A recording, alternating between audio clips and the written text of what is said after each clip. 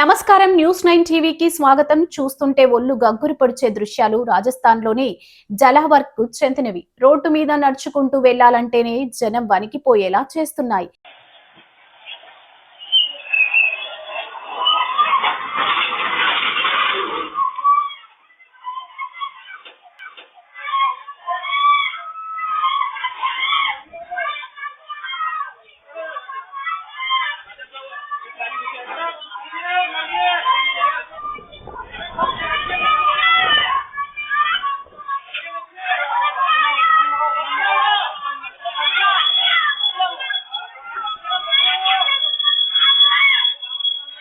ఉన్మాద driving ఘటనలు, మృత్యువు ఏ రూపంలో ఎటువైపు నుంచి దూసుకొస్తుందో తెలియని భయానక పరిస్థితి.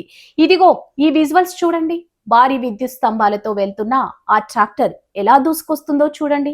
అదుపు తప్పిన ట్రాక్టర్ నేరుగా వెళ్లి రోడ్డు పక్కన ఉన్న ఓ దుకాణంలోకి రాక్షసుడిలా చొరబడింది.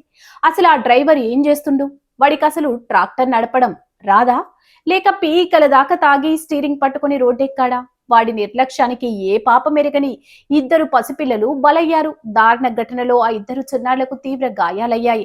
రక్తం మడుగులో ఉన్న ఆ పిల్లని హుటాహుటిన ఆసుపత్రికి తరలించారు. కానీ ఇక్కడ అందరినీ షాక్ కి గురి చేస్తున్న, రక్తం మరిగిపోయేలా చేస్తున్న అసలు విషయం ఏంటంటే, గుద్దాక వాడు ఎలా పారిపోయాడో చూడండి. కనీసం తన వల్ల గాయపడిన ఆ పిల్లలు బతుకున్నారా, చనిపోయారా అన్న కనీస మానవత్వం లేకుండా అక్కడి నుంచి ఎంత కిరాతకంగా పరారయ్యాడో ఈ విజువల్స్ లో స్పష్టంగా కనిపిస్తుంది. తప్పు చేశాడు, పైగా తప్పించుకుని తిరుగుతున్నాడు. ఇదెక్కడి న్యాయం?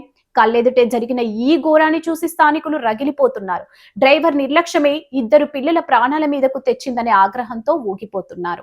వందలాది మంది ఘటనా స్థలానికి చేరుకోవడంతో అక్కడ తీవ్ర ఉద్రిక్తత నెలకొంది. సమాచారం అందుకున్న పోలీసులు అక్కడికి చేరుకుని దర్యాప్తు ప్రారంభించారు. కానీ ప్రజలు అడుగుతున్నది ఒక్కటే, దర్యాప్తు పేరుతో కాలయాపన కాదు, ఆ పరారీలో ఉన్న ఉన్మాదిని వెంటనే అరెస్ట్ చేయాలి. ఇలాంటి డ్రంక్ అండ్ డ్రైవ్ లేదా నిర్లక్ష్యపు డ్రైవింగ్ కి పాల్పడే వారిపై కఠిన చర్యలు తీసుకోకపోతే ఇలాంటి అమాయకపు ప్రాణాలు ఇంకెన్ని గాల్లో కలవాలి? ఈ ఘటనపై పోలీసుల యాక్షన్ ఎలా ఉండబోతుంది? ఆ పరారైన డ్రైవర్ను ఎప్పుడు పట్టుకుంటారు అనేది ఇప్పుడు సస్పెన్షన్ గా మారింది. మరిన్ని అప్డేట్స్ కోసం చూస్తూనే ఉండండి న్యూస్ 9 టీవీ.